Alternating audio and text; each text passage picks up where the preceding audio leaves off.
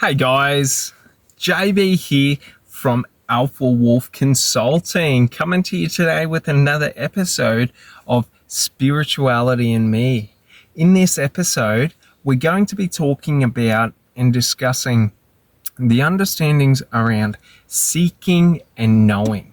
And these are some understandings that and revelations that I've had based upon trying to understand life, the universe, God, all of this. And it's sort of, it's an exciting sort of topic, and where I sort of gain my basically inspiration from this is from talks by Sadhguru Alan Watts. And it's based around understanding sort of like Hindu views and yogic views on the world, the universe, life, and also Zen and Buddhist understandings. And it comes to be around like this core understanding that I've had that we know nothing in life. And a funny thing is that just personally today, I was listening to a talk or a lecture by Alan Watts where he was talking on, really on that, what I'm saying, what we say when we're communicating doesn't actually mean anything. Even though internally I feel like what I talk about or what I want to talk about or what I want to communicate to other people is of the most important meaning, in the world, because to me, in my ego, it sort of, like, how I put it is like this, like the ego seems to want to think that I know everything, what I know is true, and sort of what I say is important. And it's a funny thing because when I realize that no matter what I say, it is irrelevantly like meaningless. Because even if, for example, I'm sharing information upon, like, to you about my understandings of the universe, my understandings of life, my understandings of God. And these are core understandings that have given me so much internal power and internal, belief and stuff like that. It's sort of like, it's sort of irrelevant, because even if I know, for example, how to talk to God, and I talk to God and I pray to God, and I pray to the universe, and I pray to the life around me, and I'm in communication with them, I don't understand or know exactly anything. Okay? So it's sort of like I was sitting by the beach today watching the waves and the ocean, and it's like, when I look at the ocean, right, I like my ego likes to think I understand what I'm seeing and I know everything about what I'm seeing. But when I look at the ocean, I don't actually understand anything about the ocean. And no one does. Because to understand, I must know everything. So, for example, the realization I had while looking and watching the waves break is that I have zero understanding or ability, even if I watch the waves for 10 hours or, however long, that I do not understand how and when the waves are going to break and where they're going to break. And this is a key understanding I had, is that, like, to understand and to say, I know how the waves work, I know the ocean, right? Like, I would have to be able to predict exactly the point where the wave is going to break, when the wave is going to break, and how the wave is going to break to truly know it. And that's a funny thing that Alan Watts and Sadhguru talk about in their talks and lectures is, for example, Sadhguru says, like, we know nothing in life. Like, we don't even understand or comprehend to the full complexity of a single blade of grass. And I was thinking about this while looking, at sort of like a field of grass. And it's like, for me to say I understand like this field of grass would mean that I would have to be able to tell you every blade of grass that is there, how many blades of grass that are there, what, not so much what the type of grass is, but where that grass came from, how that grass grew. Like, we don't understand how the grass grows. Because if we understood how the grass grows, we would be able to artificially recreate it. And this is what Sadhguru talks about, is that, like, he has a saying where he says, I am an illiterate man who knows nothing. And I was pondering this and sort of realizing that, like, when I look at a field of grass, like, I am seeing a superficial image, but I don't actually know anything about it, because, like, what I realized was to know is, like, to know in truth means that it can never change. And life doesn't work like that. Life is in a constant state of flow, like water. So, for example, a wave breaking on the beach doesn't know the point where it will end. It just breaks and then ends and comes back. But it's not like the wave knows exactly where it will end. It sort of just flows until there is no more momentum or water or flow, and then it goes back down. And this is so true in every aspect of life. For example, I was thinking of my own experiences and understandings in sales, that to say I know sales in terms of, like, I understand sales is to say I understand every aspect of sales and know every possibility of sales, which is not true.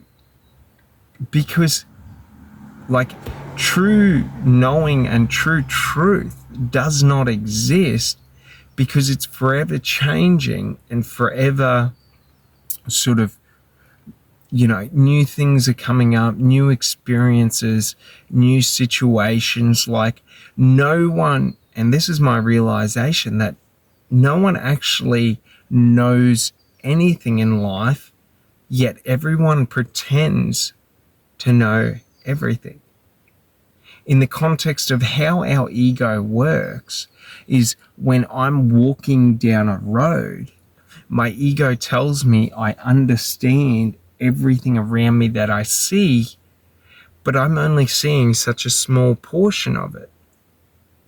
Like, that's the funny thing in life, is that we play this game with ourselves where our ego tells us that what we say and what we know is truth and important, but truth and meaning and importance doesn't actually exist.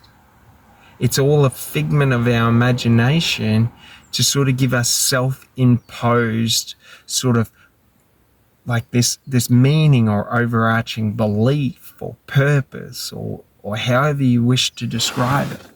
So it's like nothing in life can I ever truly know, because to know it means that what I know of it never changes. And think about this in your own life, because I was realizing every time take, for example, sales. I would say that I understand and know sales. I have now just said, this is all sales is. What I know is the entirety of sales. And that's a funny thing, because I was sort of thinking about it in terms of, I was listening to a talk from Alan Watts around, Zen and basically yes or no, because essentially, things are either on or off in our context of, if they're on, that's a yes. If they're off, it means no, and all of this and how our brain works.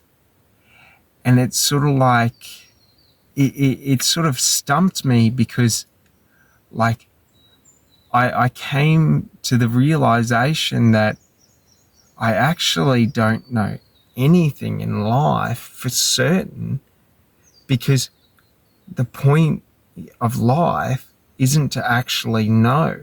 Now, when I say the point of life isn't to know, I have no idea.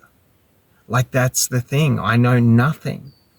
And it's sort of like, as I was working through this understanding and sort of trying to sort of grasp what Alan Watts was saying, grasp the meaning of his words, even though he says himself the words he say are meaningless, because like we don't actually even know, like I don't know myself in entirety. Like I can sort of say I understand myself, my psychology, my biology, my experience, but it's like everything I have yet to experience, I have no idea of. So what I know is only such a small portion of what is the entirety of life. And it got me to thinking, just in terms of like my own spirituality and, God and things like that. And it's like, I was having a conversation with God and sort of trying to understand, and like, it was like, to understand God is to understand every aspect of God in existence. And that is an impossible feat, because we cannot understand everything. Like it's impossible, because life is not static. And when we try to say, I understand something, we're trying to take something that is in motion and say that it is static. And that's a funny thing, because so much in my life, when I think or feel like I know something, essentially I am trying to take it from being an ever-evolving, ever-changing, ever-in-motion thing, and I'm trying to make it static. And it's so strange, because like it's very uncomfortable, the realization that like even walking, I don't actually know how to walk, because like it's not something that is static. So much of, if you think to education and schooling, it's sort of like, if I know what 2 + 2 is, and 2 + 2 is 4, that means 2 + 2 can never be anything but 4. But, like for example, Alan Watts says, if I add 2 drops of water to 2 drops of water, does that equal 4 drops of water? No. That equals 1 bigger or larger drop of water. So like, does it make sense? So it's like, We set these restrictions and limitations in our own life where we're trying to know truth, know what something is, but it's an impossible feat because we can never know. Because as soon as I think that I know something, if I see new information, that changes it. And this got me thinking over to, science and scientists who explore, mathematics, they explore physics, they explore, quantum physics, they explore string theory and theoretical physics. And it's sort of like our ego wants to say that if I observe, say, the stars in astrophysics, I understand the stars. But in truth, the more I understand about something, the less I know. And the more I know about something, the less I understand it, because of the sheer amount or gravity of how much information is out there to know.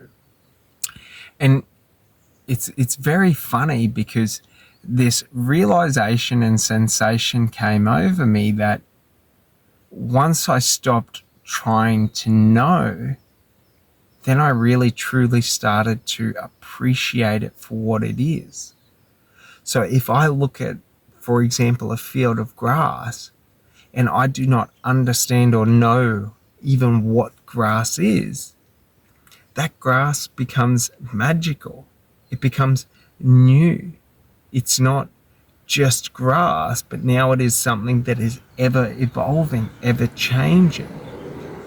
And yes, our ego would want to say, but it's just grass. We know what grass is.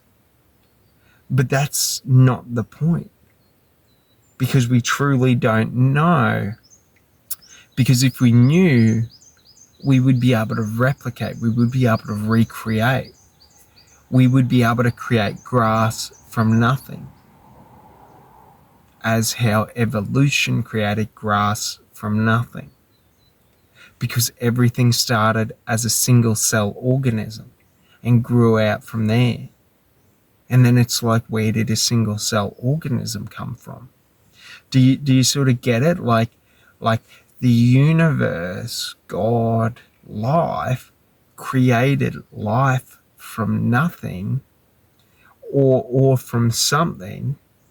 We don't fully understand at the moment exactly how it happened, because if we did, then we would be able to recreate and create life from nothing. Does it make sense?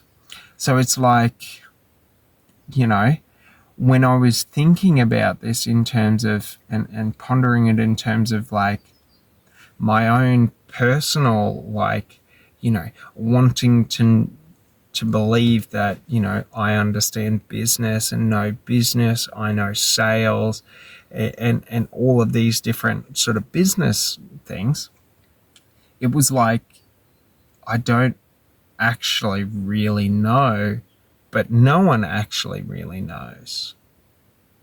And many people will argue, I've been doing marketing for 20 years, I know marketing, but it's like, as soon as you say that, you have cut off all possibilities of marketing evolving and changing in the future. Because there's, you know what I mean? Because if you know everything, that is the entirety of it. And that's sort of how I was approaching life, was I was trying to understand, life, the universe, and God in its entirety. But like every time I would try and define it and say, this is what it is, well, one, I actually don't know, for certain at 1,000% that it will never change. But it also, I realize that's not the point, because the point isn't to try and confine things so that they don't change. But think about it in your own life. How many people do this, where we're trying to confine things so that they don't change because it's comfortable, because it's secure, because it's safe? You know what I mean? It's sort of like why we build cities, and we build cities the way that we build them is sort of, segregated from nature so that they're not affected and influenced by nature. Because if I had a skyscraper, with trees all around it, well, the tree roots are going to go under the ground and affect the foundation. So I don't want them there because they're going to create, continual change and things like that. But just to the same way, I want to control the water flow so that, there's no flooding, and so that water drains easily so it doesn't degrade and damage the building. So it's sort of like in our search of trying to control every aspect of life in our external environment, we're trying to disjoint our idea of society from our idea of nature, because nature's ever growing, ever flowing, ever changing, and sort of, trees are growing and then trees are falling down and dying and things like that. Wildfires come through, strong storms come through and affect it. And it's sort of like this is life. Life is ever flowing. Life is ever changing.